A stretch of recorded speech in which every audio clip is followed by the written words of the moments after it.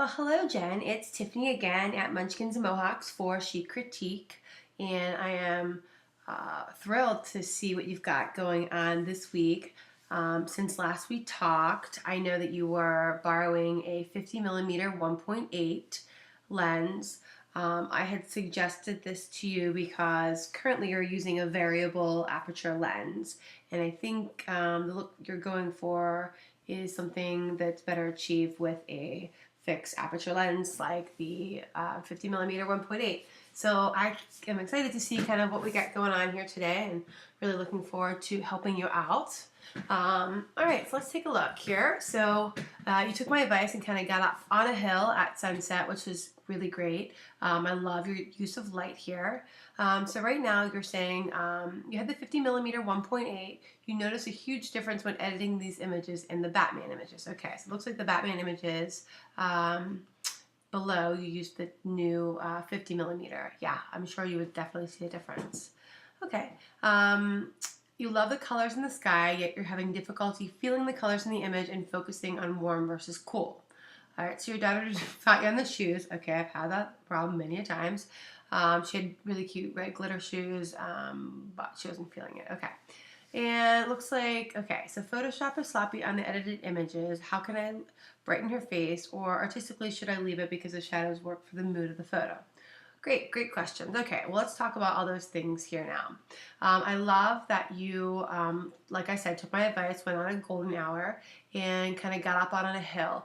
I feel like that was more of what you were searching for when you were trying to post images, and I definitely feel like you got more of what you're looking for here in this shot. So let's talk a little bit about the composition first. I love how we've got the road drawing us into the image, running from the right-hand side of the page back here to the left. Let's go into Photoshop. Let me show you here. Okay. So we've got us drawing us into the image. I love that. Okay. However, we've got our subjects kind of looking out of the image, which is drawing my attention out. Okay. So when you're thinking about how you've got your camera positioned, and I know it's not always easy to move your subjects, especially when they're little guys, they might not want to move. That's when you have to, you move. So you're going to move your body to make them be looking into the frame, okay? So I love that. I love this posture that he's got around his sister, and I love how she's got her hand right here. But if they were kind of like looking back into the road, it would be more of a telling story. So I think that's one thing that I really want you to concentrate on moving forward. I feel like you're getting a better grasp on it, but it's something that I really feel like I want you to hit hard. I want you to work on what story are you telling with your images. So what are you trying to have the viewer experience? So what are they supposed to feel? Or what is the story? It doesn't have to be a themed shoot or, but it's all about what do you want them to feel? Okay, and you had asked if you would lighten this image. I think that's what you said. Let's see. How should you brighten your face, or artistically, should you leave it because the shadows work for the mood? Absolutely, I agree. I think they working in the shadows can be very beautiful. So when I had originally reviewed this, I had thought of a great example to show you. So I've got an image that I shot in a similar lighting situation, similar opportunity for composition. So this image here that I just posted not too long ago, I left her face very dark, and she's almost a silhouette. I really played with the shadows and the light as opposed to something like bright like I would normally do. But so just for an example, so she is looking out at her future. You know that I'm a big proponent. Okay, we read from left to right. So my images always go, my story starts over here and it ends over here. That's how my brain works, and that's kind of how everybody has been trained to view. Okay, so yes, I most often put my subject where your eye rests here, but I don't want my eye just to rest on her. I want my eye to be led to like where she's leading or where she's headed. So the mood of this image is that she's looking out into her future. She's kind of got this posture that is telling you that. It's kind of dark and a little bit moody. She's kind of looking out onto, you know, almost saying goodbye to her innocence, and she's ready to kind of take on, or maybe unknown. Maybe the mood here is unknown. She's not sure if she's ready to kind of move to that next phase. And editing style wise, so I kept it warm and kind of dark because that was kind of the mood I was going for. Okay, so the next image in the set, same spot, I just chose to shoot it and edit it differently. So now here she feels like she's embracing the wind coming at her, the change is coming, and finally she has tackled it and she's ready to face it, okay? So you can feel how we move from dark and moody, a little bit uncertain, to a little bit more confident, and then finally we kind of zoom in a little bit and we get that direct eye contact and are able to tell a story with these images. So let's go back to your image. So we've got this nice mood we've got going on here. So I love that you've kept it dark. Again, see, I want you to echo something of this sort. So in the future, we would have our subjects placed coming into the frame. I love that we've got this beautiful sky. I know that you get some crazy sunsets up there. I feel like, let's go to the edited image. Here we go. That the colors here are a little bit better here. These ones are really, really saturated. I would tone that down. I'm not sure if that was a natural sky or if maybe when you were playing with the saturation it might have gotten bumped up slightly. I don't feel like it needs that much, you know, so it's a moody image, but the color needs toned down just a little bit. And I think you did that here. Now, Jen, lay off the blur, girly. So you've got your 1.8 lens now. I want you to utilize that for your blurred background. I love how you want to isolate your subject and have them pop off the page, but but now you can do that with your lens. So this I'm sure was tedious to kind of get up and around here. And I don't think it would be necessary. Like I actually don't even mind, you know, this here. I don't mind that at all. But I think, let's go to your Batman image, how you can see how the background is that nice creamy bokeh back here. So going forward, you wouldn't even need to mess with that. But I do love how that you've chosen this crop. You know, we're kind of reading right here. Followed the golden spiral very well. If your subject had been kind of going into the road, that would have been an even stronger image, but well done. I just love her sweet expression. Okay, so let's go on to our next shot. I'm really excited to look at these Batman pictures here. I saw some of them on Facebook, and let's see here. Let's take a look at your settings, Miss Jen. Okay, so this one is straight out of the camera. ISO is 200. This is shot with the 50mm at 1.8. Shutter speed of 3200. And you say, I finally saw the light. Geez, I can't believe what a difference a lens makes. Holy cow. Totally. You know, I don't feel like you need an expensive lens necessarily to make amazing images, but there are a couple things with your lens. Fixed aperture is one of them that will really help give you those images that are fabulous for portraits. Okay, so let's take a look at your edited image. So here's our edited image. Again, we've got our subject. So let's go back, Jen. So what is our story? Are we having him, we need to be engaging with him a little bit more. So I love that we can see his shadow a little bit. I love how we've got the background quite a bit away from behind him, so we've got this nice creamy bokeh. But I really feel like I want to know what he's doing. So if he had his arm out like he was heading out, I wish you could see what I was doing right now. Kind of had his arm up in the air. Let me grab on here. We had his arm up in the air, like, here we go. But let's have him coming into the image, or have him standing over here and doing that. So your eye stays in the image. So if we kind of had put our little guy over on the left-hand side of the image and had his arm going in, like a superhero would be going up, up, and away, or something of the sort. So I really want you to concentrate on what are we wanting the viewer to feel from this image. Is this the little guy, playing make-believe in his costume? Oh, you know what? I have a really great, hold on, let me see if I can find it quickly. Just came to my mind. My son was in a similar type Halloween costume last year. I had asked him to do, Landon, please let's go take pictures, and that's fine and dandy, but all he wanted was to wear this Halloween costume. I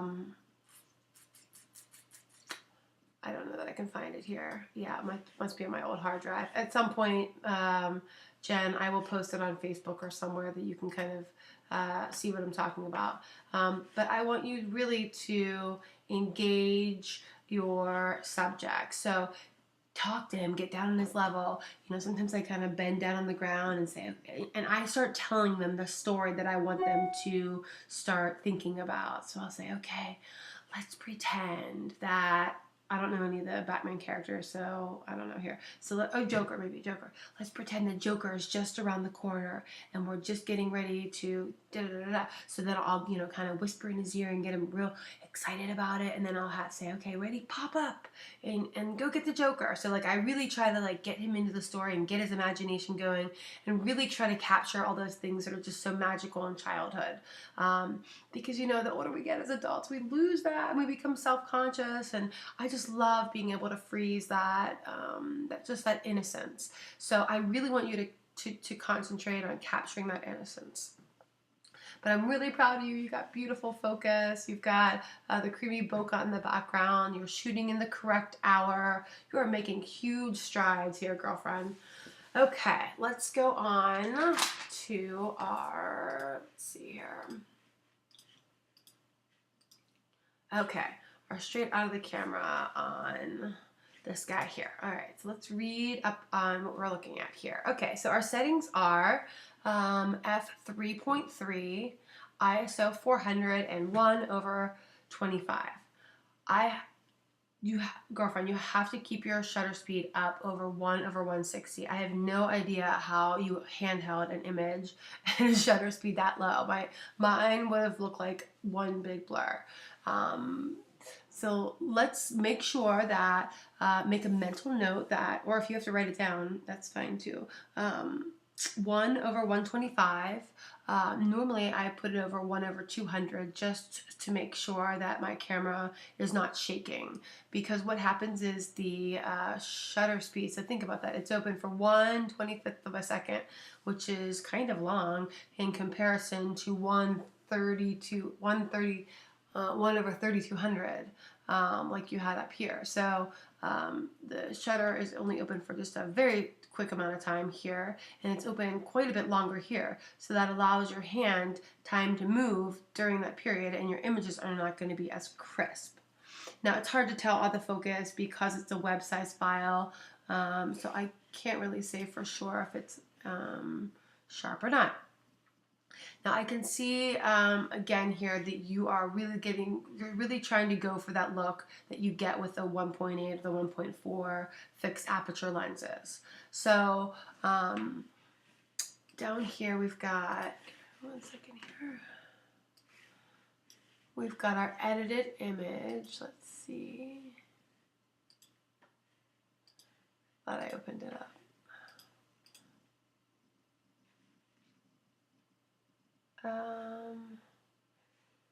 Here it is. Okay, there it is. So I can see that you said that in Photoshop.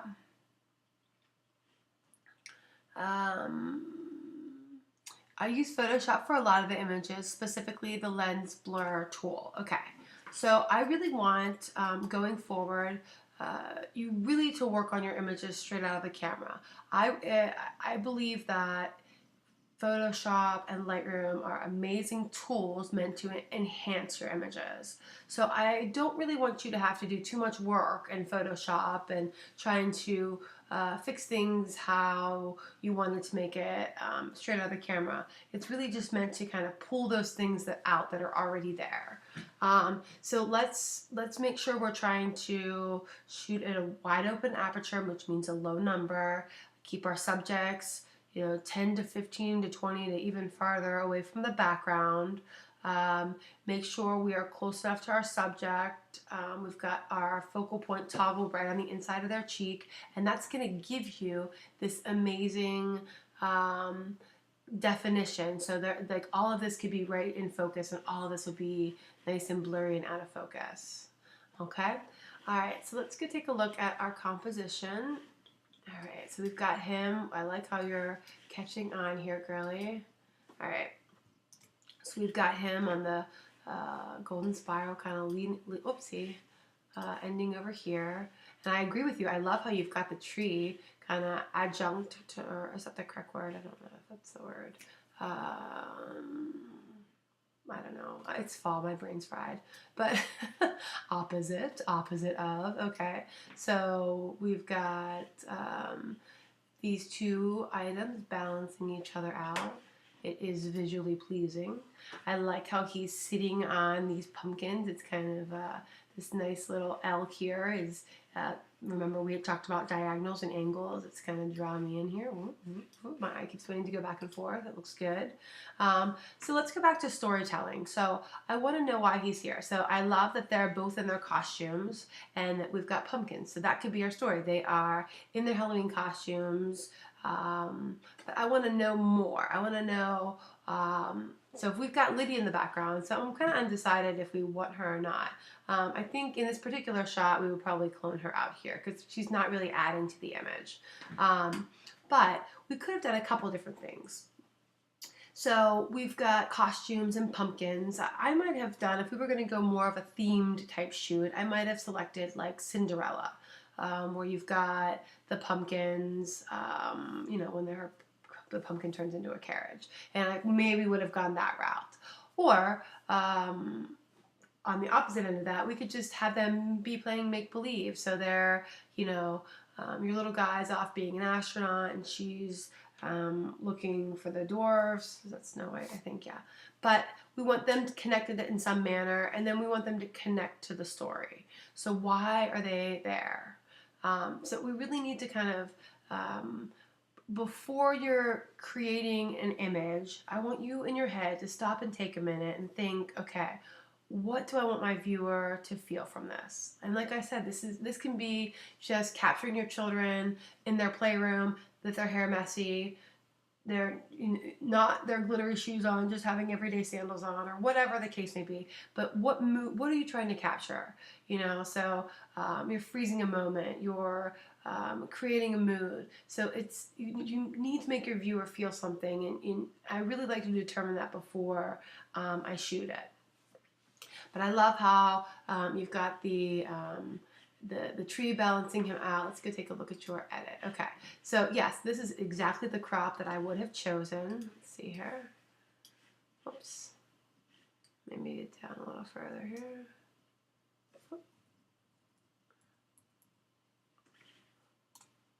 Okay, it's really hard. This is a really, let me go here. This is a really small image as far as resolution, so it's kind of hard for me to work on it. So I feel like the saturation is a little bit too much back here. Let's lighten this guy up quite a bit. I'm grabbing the curves layer, using the eyedropper on his face. Command I to invert, B for brush.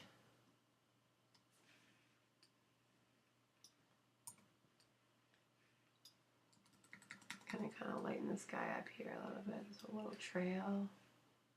Okay, so, and I want you to really kind of come back here. Let's move our flow down and lighten this up a little bit. We need to kind of reduce the saturation back here. And I bet if you went back to your raw file, oops, I'm going too saturated. I need to make sure that I've got that desaturated. So tone this down just a little bit because I feel like it's a little bit too much. Okay, so then you can kind of duplicate the layer. We're going to take Lydia. Well, I think you know how to use the clone tool here, girlies. Okay, so we can kind of get Lydia Make Lydia go off into Never Never Land or something here. And so when I use the clone tool, I'm just hitting Option or Alt and kind of just doing this all over and over again to kind of patch this in. And if I had the full size file, I would make this really large. I would, zoom in really well like this and kind of work it like that. But at this size, it's so pixelated, it's kind of hard for me to see what's what. So you can see that's a really quick clone job. Oh, geez, okay. And then I grab my patch tool to kind of finish it off. Yeah. Whoops.